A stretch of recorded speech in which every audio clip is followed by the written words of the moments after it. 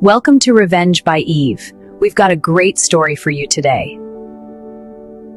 I was lying in a hospital bed, barely conscious from the pain, when my mother looked at me and said, "I can't do this anymore." And then she walked out and didn't come back.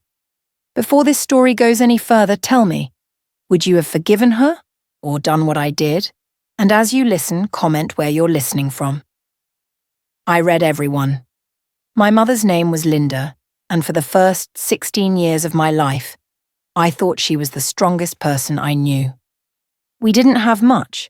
My father left when I was 3, and I have exactly 2 memories of him. One of him teaching me to tie my shoes, and another of him loading boxes into a truck while my mother cried in the kitchen. After that, it was just the 2 of us in a small apartment on the east side of town, where the radiators clanged all winter and the hallway always smelled like someone's cooking. My mother worked 2 jobs. During the day, she was a receptionist at a dental office, and 3 nights a week, she cleaned office buildings downtown. I remember watching her get ready for her night shift, pulling her hair back into a ponytail, her hands already raw from the chemicals she used. She'd kiss my forehead and tell me to lock the door behind her, to do my homework, to be good. And I was good. I had to be. I learned early how to take care of myself. I learned how to make simple meals, how to do laundry, how to forge her signature on permission slips when she was too exhausted to read them. I learned how to be quiet when she came home tired, how to make her coffee the way she liked it, how to tell when she needed space. But I also learned that she loved me. At least I thought she did. She would save up money to take me to the movies once a month. She'd bring home day-old pastries from the bakery near her office. She'd sit with me at the kitchen table and help me with my math homework, even when I could see her eyes struggling to stay open. On my birthday, she'd make my favourite dinner, spaghetti and meatballs, and we'd eat it together while watching whatever I wanted on TV. Those moments felt sacred. They felt like proof that despite everything, despite the exhaustion and the money struggles and the tiny apartment, we had each other. I remember one night when I was 12. I woke up to the sound of her crying in the living room. I crept out of my bedroom and found her sitting on the couch in the dark, bills spread across the coffee table. I sat down next to her without saying anything and she pulled me close. "I'm sorry, baby," she whispered. "I'm trying so hard." "I know, Mom," I said. "We're okay."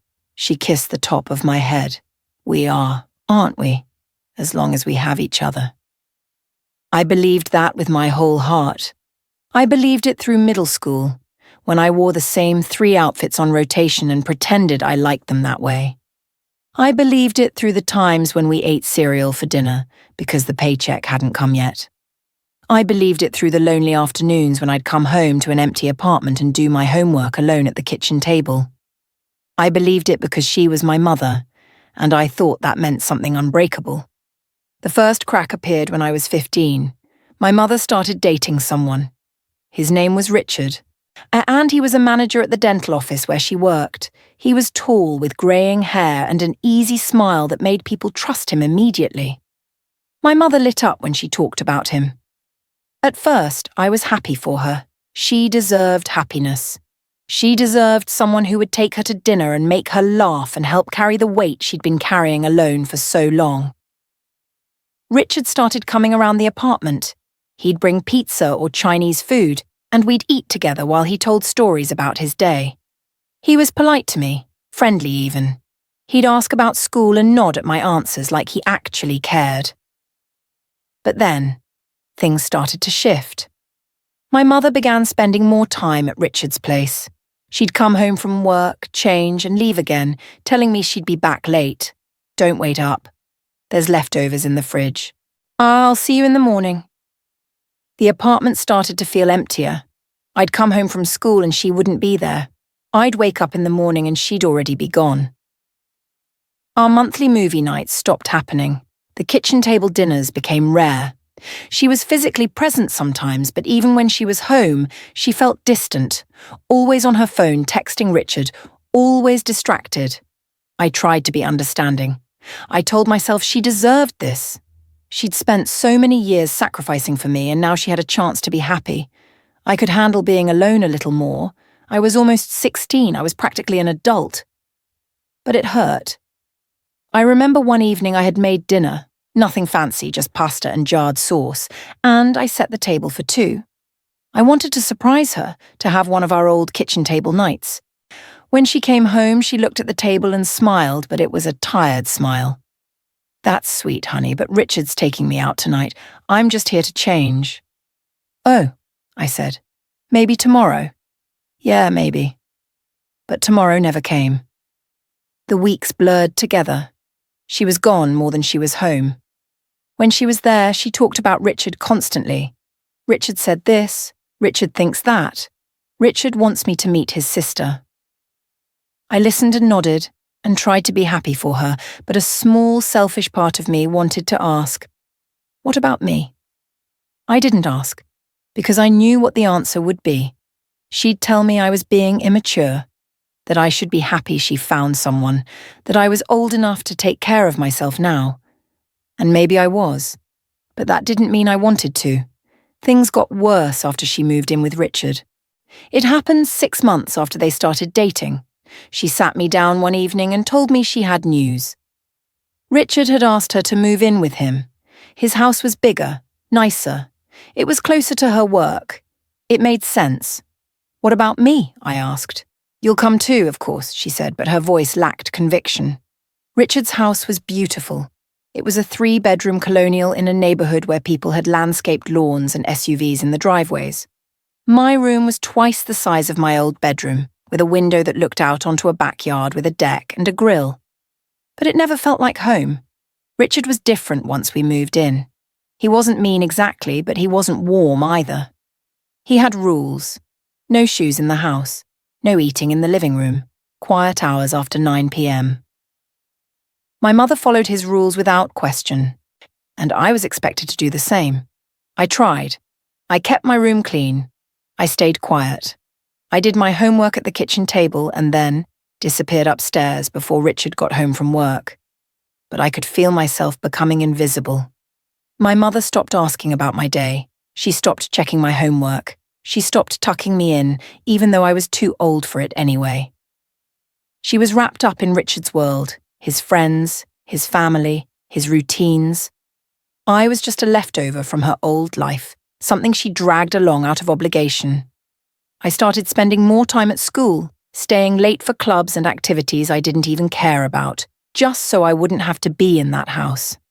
I made friends who had parents who asked questions, who cooked dinner, who noticed when something was wrong.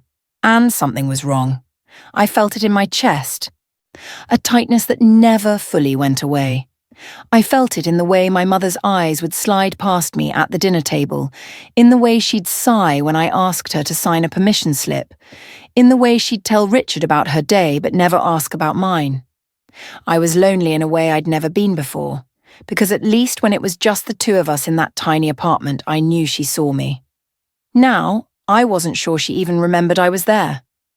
One night I worked up the courage to talk to her. Richard was at a work dinner, and we were alone in the house. I found her in the living room, scrolling through her phone. "Mum, can we talk?" She looked up, mildly surprised. "Sure, honey. What's up?" I sat down on the couch next to her. "I feel like we never spend time together anymore." She frowned slightly. "We live in the same house." "I know. But it's different. I miss us." Her expression softened, but only a little. "Honey, I'm right here. You can talk to me whenever you want." "But I can't. You're always with Richard, or you're working, or you're tired. I feel like I don't matter anymore." Her face hardened. "That's not fair. I've spent 16 years putting you first. Now I have a chance to be happy, and you're making me feel guilty about it. I'm not trying to make you feel guilty, You're 16, sweetheart. You're going to be an adult soon. You need to start understanding that the world doesn't revolve around you."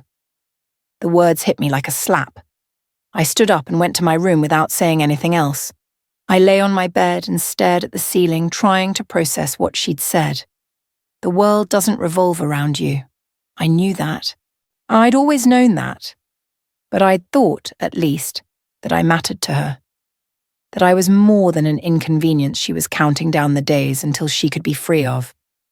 That night, I cried myself to sleep for the first time in years. The real escalation began when I got sick. It started with fatigue. I was tired all the time, no matter how much I slept. Then came the joint pain, the fevers, the rashes on my face and arms. I tried to ignore it, to push through, but it got worse. I went to the school nurse, who took one look at me and called my mother. "Your daughter needs to see a doctor," she said. My mother picked me up, annoyed that she'd had to leave work early. "You couldn't have waited until after school?" she asked on the drive home. "I didn't ask her to call you," I said quietly. She sighed. "Well, we'll get you to a doctor this week." But she didn't. Days passed, then a week. I kept asking, and she kept saying she'd make an appointment, but something always came up. Richard needed her to run an errand. She had to work late. The doctor's office was closed. Meanwhile, I was getting worse. I could barely get out of bed in the morning. My joints ached so badly that I had trouble holding a pen. The rash spread across my cheeks in a butterfly pattern that made me look like I'd been sunburned. One of my teachers noticed and pulled me aside. "Are you okay? Have you seen a doctor?" I lied and said I had an appointment scheduled. Finally, after 3 weeks of me begging, my mother took me to urgent care.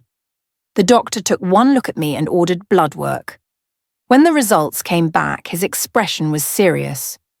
"We need to refer you to a specialist. These markers are concerning." My mother's face went pale. "What does that mean?" "It could be an autoimmune condition, possibly lupus. She needs to see a rheumatologist as soon as possible." Lupus. The word hung in the air like a weight. On the drive home, my mother was silent.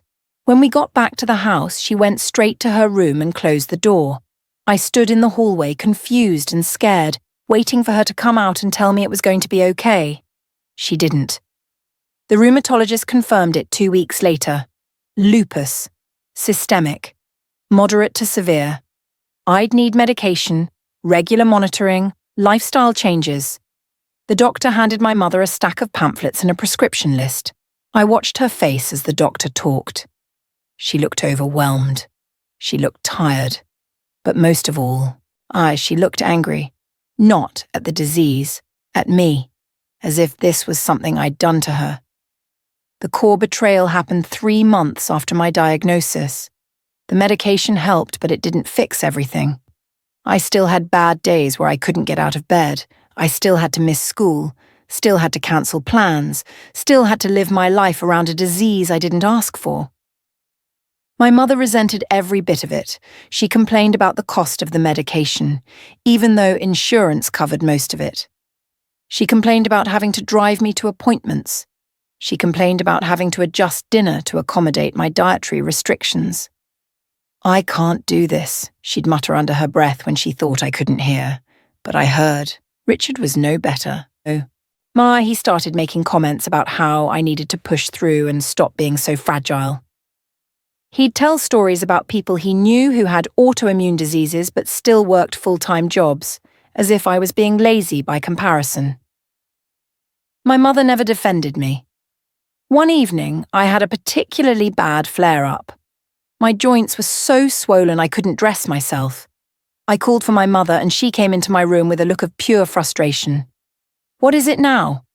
I can't get my shirt on. Can you help me?" She stared at me for a long moment, and I saw something in her eyes that I'd never seen before. Contempt. "You're 17 years old, Eve. You need to figure this out." "Mum, I can't move my shoulders. Please." She let out a sharp breath, helped me roughly into my shirt, and then left without another word. I sat on the edge of my bed, was shaking, trying to understand what had just happened.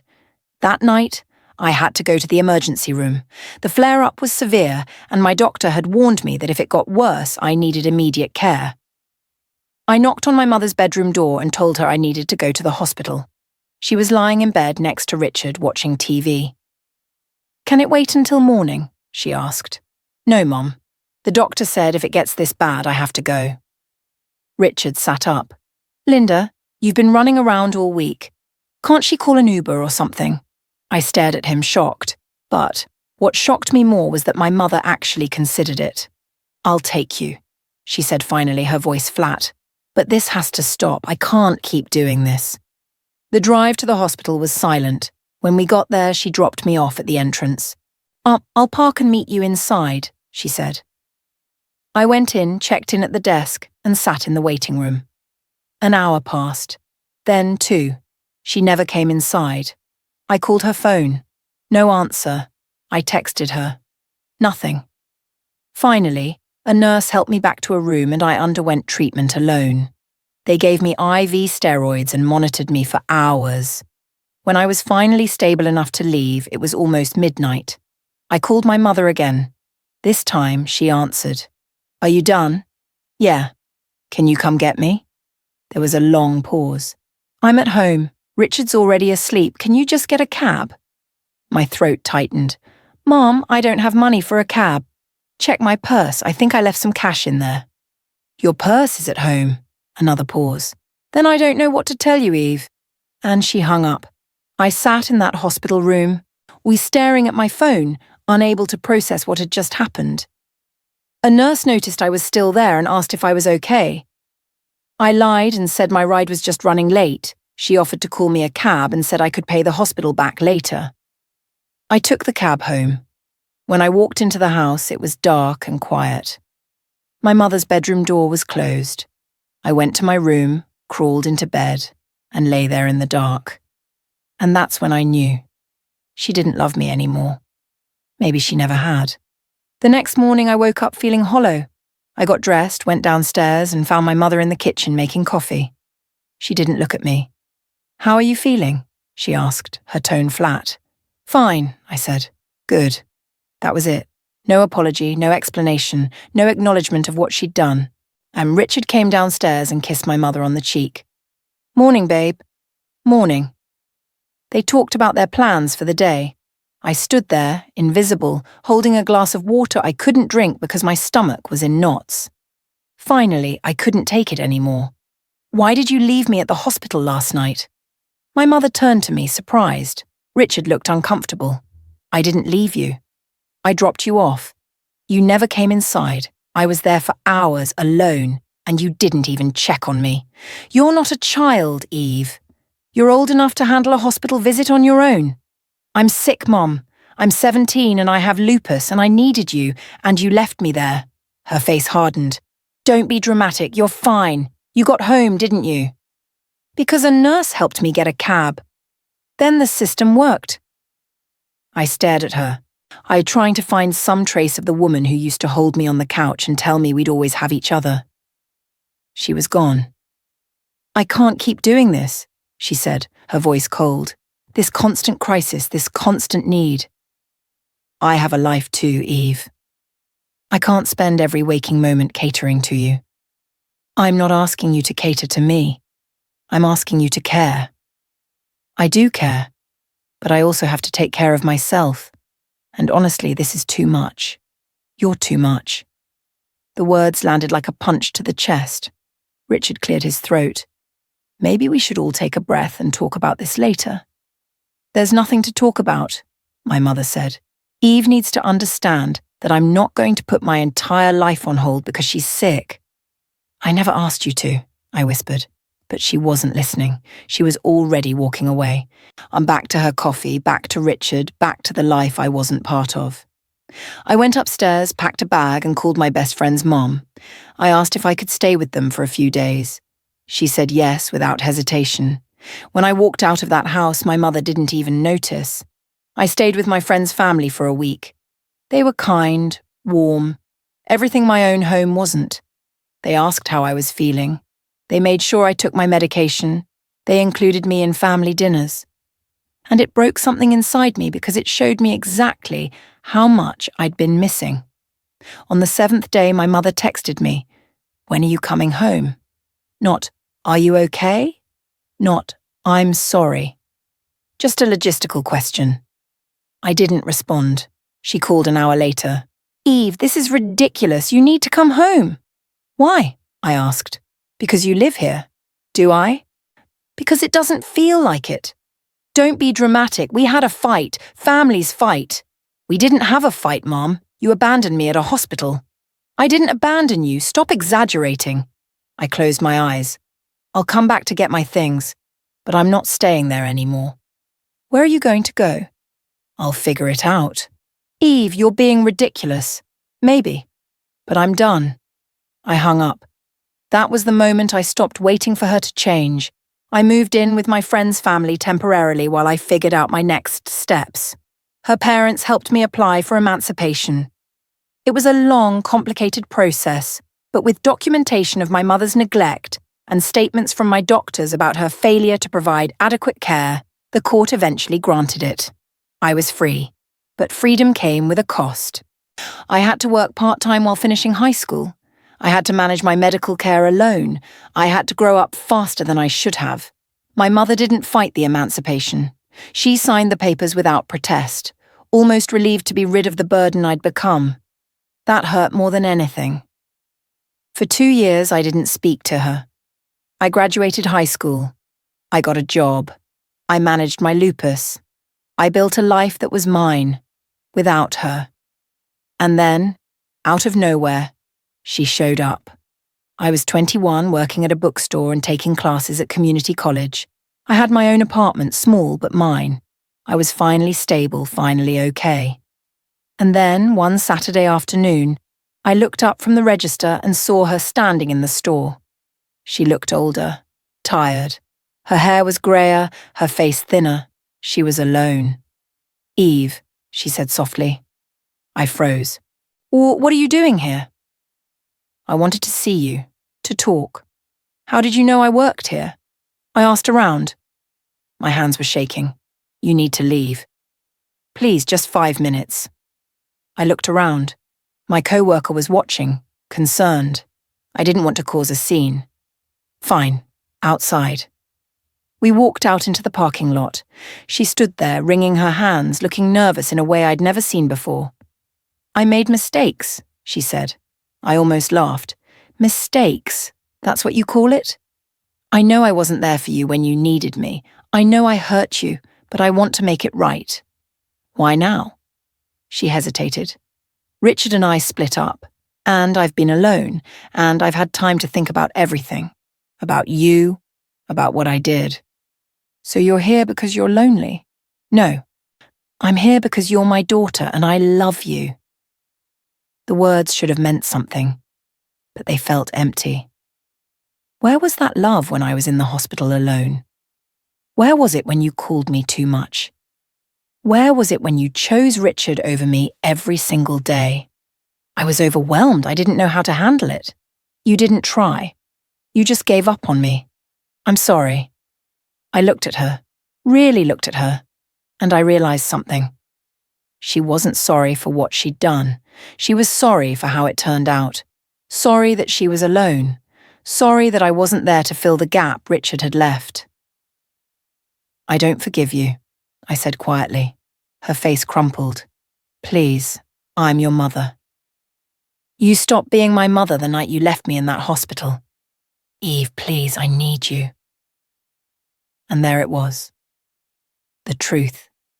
She didn't want to make amends. She wanted something from me. She always had. "I don't care what you need," I said. "You made your choice. Now I'm making mine." I turned and walked back into the store, leaving her standing there. She tried to contact me after that. Texts, emails, letters left at my apartment door. Each one was some variation of the same message. "I'm sorry. I was wrong. Please give me another chance. I'm your mother. We're family." But I didn't respond, because I'd learned something important. Family isn't about blood. It's about who shows up, who stays, who loves you even when it's hard. And she had proven over and over that she wasn't capable of that. I blocked her number. I returned her letters unopened. I built walls so high she couldn't climb them, and slowly the pain of what she'd done began to fade. It didn't disappear. It probably never will. But it became something I carried instead of something that carried me. Years later, I heard through a mutual acquaintance that she was sick. Nothing serious, just age catching up with her. She was alone, struggling, reaching out to people who barely remembered her.